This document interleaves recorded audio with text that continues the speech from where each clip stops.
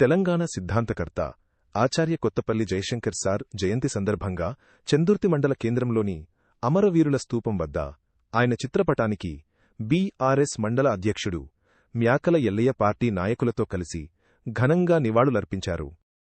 ఈ సందర్భంగా ఎల్లయ్య మాట్లాడుతూ జయశంకర్ సార్ ఆశయ సాధనలో యువత ముందుండాలని పిలుపునిచ్చారు. తెలంగాణ ఉద్యమంలో ఆయన సేవలు చిరస్మరణీయమని కొనియాడారు. కార్యక్రమంలో పలువురు ప్రజాప్రతినిధులు, పార్టీ నాయకులు, కార్యకర్తలు పాల్గొన్నారు.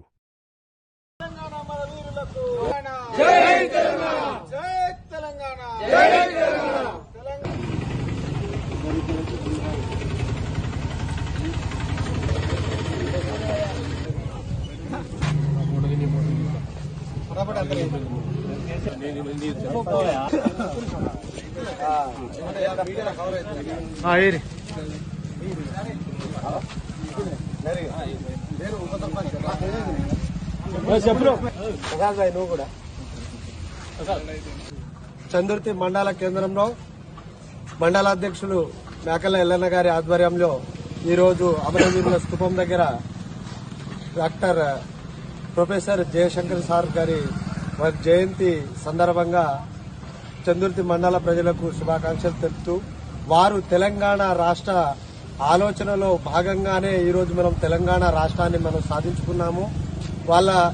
అతని యొక్క కృషి, శ్రమ, ఆలోచన విధానం, కేసీఆర్ గారి తోడ్పాటుతో ఈరోజు మనం తెలంగాణలో అడుగులు వేయడం జరిగింది. వారు తెలంగాణ పట్ల చేసిన కృషిని తెలంగాణ ప్రజలు మర్చిపోతే ఈరోజు తెలంగాణ రాష్ట్ర యువకర్త ప్రొఫెసర్ జయశంకర్ సార్ జయంతి సందర్భంగా రాష్ట్ర ప్రజలకు, చందుర్తి మండల ప్రజల ప్రతి ఒక్కరికి శుభాకాంక్షలు. జయశంకర్ సార్ అంటే ప్రతి ఒక్కరికి ఒక మహాత్మా గాంధీ లాగా, అంబేద్కర్ లాగా గుర్తుంచుకున్నటువంటి జనం.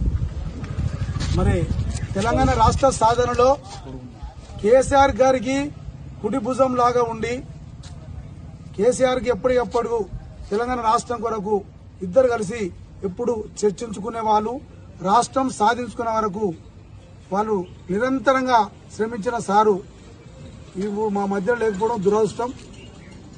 తాను చదువుకొని పుట్టిన నుండి చదువుతో పాటు తన జీవితాన్ని ఈ రాష్ట్ర ప్రజలకు అంకితం చేసిన జయశంకర్ సార్కు ఎన్ని జయంతులు జరిపినా, ఎన్ని వర్ధంతులు జరిపినా మేము తక్కువనే.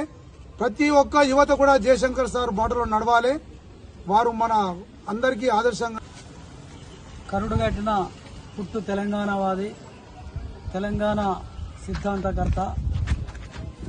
1952 నుండి 2011 వరకు తెలంగాణ భావజాల వ్యాప్తి కోసం, తెలంగాణ రాష్ట్ర ఏర్పాటు కోసం సుదీర్ఘ యాత్రని చేసినటువంటి ప్రొఫెసర్ జయశంకర్ గారు, వారు మన మధ్య లేకపోవడం నిజంగా విచారకరం. వారి ఆశయ సాధన కోసం మేమంతా కృషి చేస్తామని తెలియజేస్తున్నాం.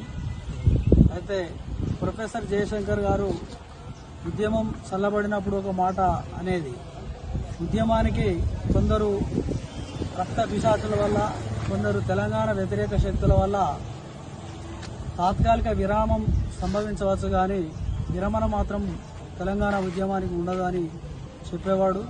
అదేవిధంగా తెలంగాణ అనేది తాత్కాలిక నిప్పు అనే వారికి కూడా ఒక మాట చెప్పేది, తెలంగాణ అనేది నీటిలో పుట్టినటువంటి నిప్పు.